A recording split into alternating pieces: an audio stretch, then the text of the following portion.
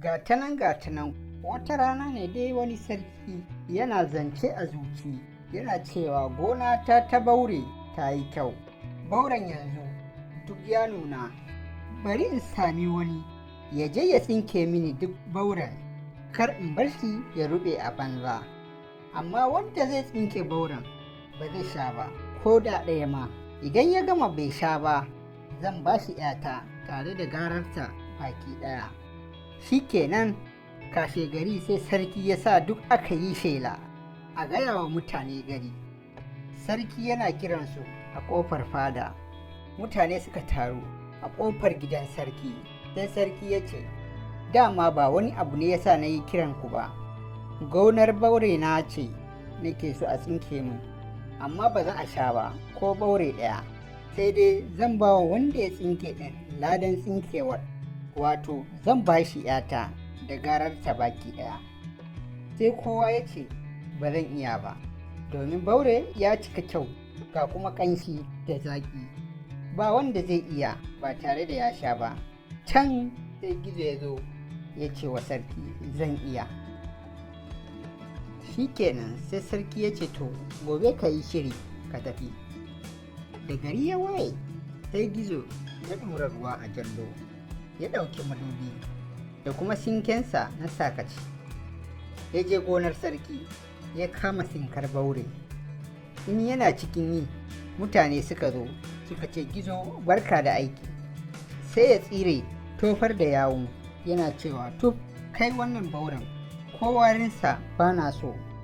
Idan suka wuce sai ya ci gaba da tsinkar bauren yana sha, yana zuba wani a ƙasa. Shi kenan, ashe bai sani ba wata 'yar tsuntsuwa tana kallonsa.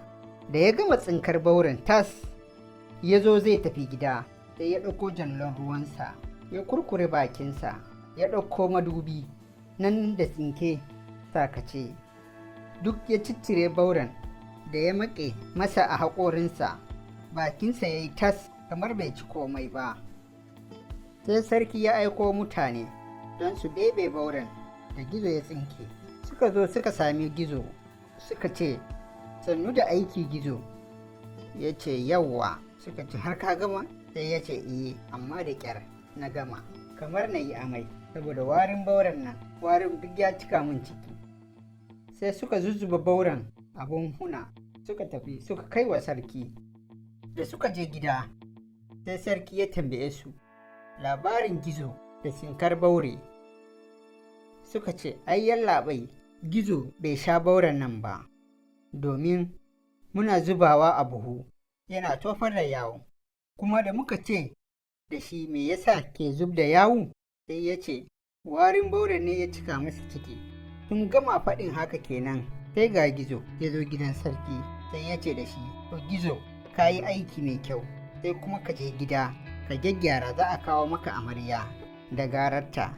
Shi kenan Gizo ya je gida ya gyaggyara sarai, aka ɗauko amarya da gara aka zo da ita gidan Gizo. Kafin 'yan ɗaukar amarya su tafi gida, sai suka ji tsuntsuwa tana waka tana cewa, kai Gizo a can ka ci baurenka, har ka kurkure bakinka, har ka manta jallonka. Tana ta faɗan haka har sai mutane suka ce, kai ku tsaya mu ji abinda tsuntsuwar can take faɗa. Aka ɗauko amarya da gara aka zo da ita gidan Gizo.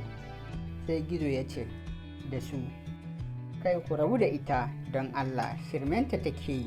Sai mutane suka ce, wani irin a rabu da ita, kai mu tsaya mu ji. Shi kenan sai 'yan kawo amarya da gara suka ji tana cewa, kai Gizo a can ka ci baurenka, har ka kurkure bakinka, har ka manta jallonka. Suka ce, lallai shi dama ka ci bauren ka ce baka ci ba. Sai suka yi ta surutu da hayaniya. Shi kenan sai suka maida amarya da gararta gida, suka gaya wa sarki abin da ya faru. Shi kenan kurunkus